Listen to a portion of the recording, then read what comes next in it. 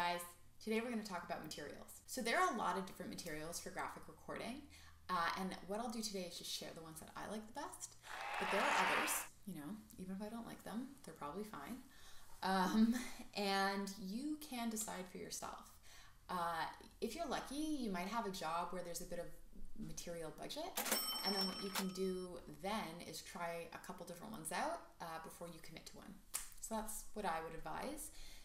The other thing that I would say is good to look out for is materials that have some sort of reusable aspect. So a lot of markers will have reusable cartridges, and I think those are pretty nifty and they're good for the earth, kind of. All the pens are plastic, but you get what I'm saying. So for whiteboards, there is the classic, I don't even remember what it's called, the classic Expo. For dry erase, there's the classic Expo marker, which I don't have, and I don't believe has a refillable model. Expos are nice. They have really nice tips. They have both like a round tip and a chisel tip. So they're sort of classic and they come in a lot of colors. What I have grown up using, by grown up I mean in the company that trained me, taught me to use, is this one. I'm gonna do this like makeup palette type thing to get the camera to focus. It probably just focused normally, but whatever. So this is called a Pilot Boardmaster. And I'm gonna say this was gifted to me and not potentially taken, but it is a great marker. There are a lot of benefits to this. So one, it has the rounded tip. It also has the chisel tip. So the chisel tip looks like this. And the benefit of the chisel tip is it is so beautiful for lettering because you have a thick side and a thin side. And so you can really get all your calligraphy on point with this one. No pun intended. The other good thing is the back. I'll probably get ink all over myself. But the things I do for you, honestly. It has this like refillable cartridge at the back. So this pops in and out. And it means that you can use this more than once. Now eventually you'll have to replace it because the tip will get a bit fuzzy. You won't get the sharp lines that you really want. But the longevity of these markers is amazing and they are beautiful. They're simple. They don't come in a lot of different colors, I don't think, but like I say in one of my other videos, when you're photographing a whiteboard, you don't really want a lot of colors anyway because it's like a bit of a nightmare to get a good digital version of that. So highly recommend these by Pilot. If you're using foam boards, there are so many options you can do your head in. The first one, which I don't have here, are called Neuland. I think you pronounce them that way. They're a German marker. They have so many colors, so many different brush tips. They're reusable. They are, I would say, preferred among most graphic recorders, and definitely in like North America, they seem to be really, really big amongst the graphic recorders.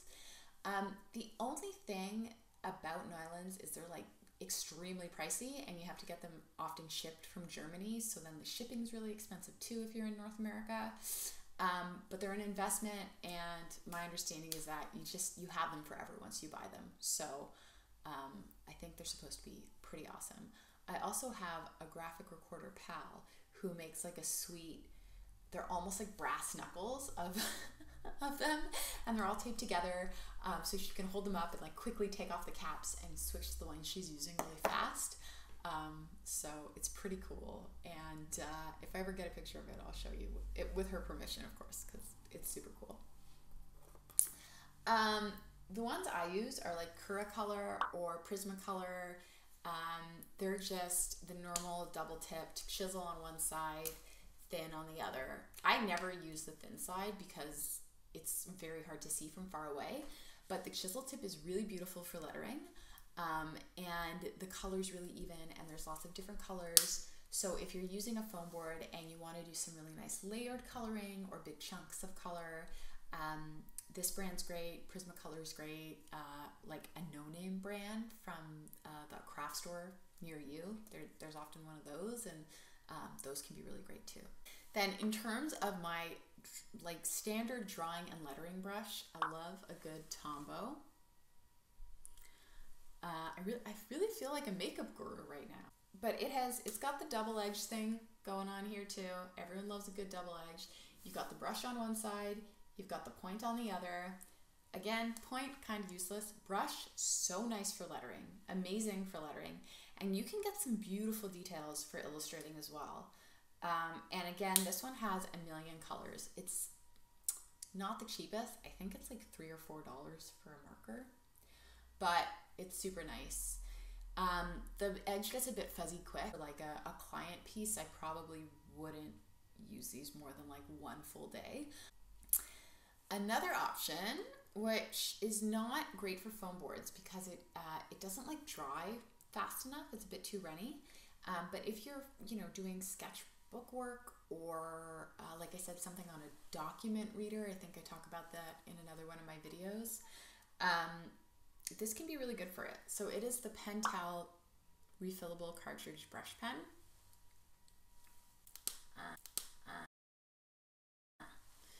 Here you go. And it unscrews like this. And then this is the cartridge. And you can buy the cartridges online. I don't know if they're always like approved brand. They might. I'm not sure it's all fully kosher, but they're on Amazon and they're way cheaper than getting them in the art store. But it is a great brush pen. It's nice for everything. Like I use it for comics more than I use it for graphic recording, but it is a beautiful pen and reusable. So you get a bit more life out of it. So I highly recommend it. Lastly, I'm not going to recommend any sort of whiteboards as a material to buy because I can't think of a situation in which you're going to go in and someone's going to ask you to buy a whiteboard. There is actually, I think 3M makes like a sticky whiteboard. That could be kind of cool to practice on.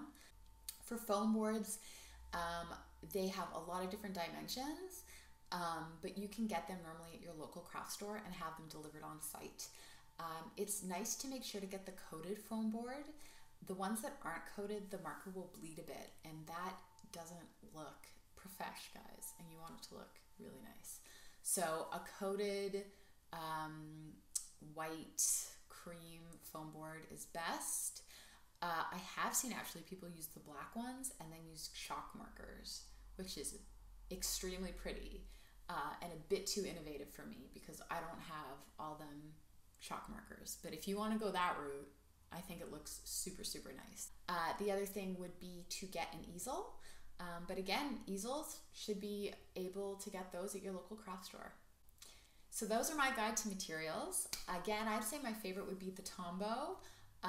And I do love me a good whiteboard graphic recording session, but people don't make them like they used to. But for the rest of you, I would say get yourself some Tombows, get yourself some nylon markers if you feel like splashing out a bit, and have a practice and see what works best for you.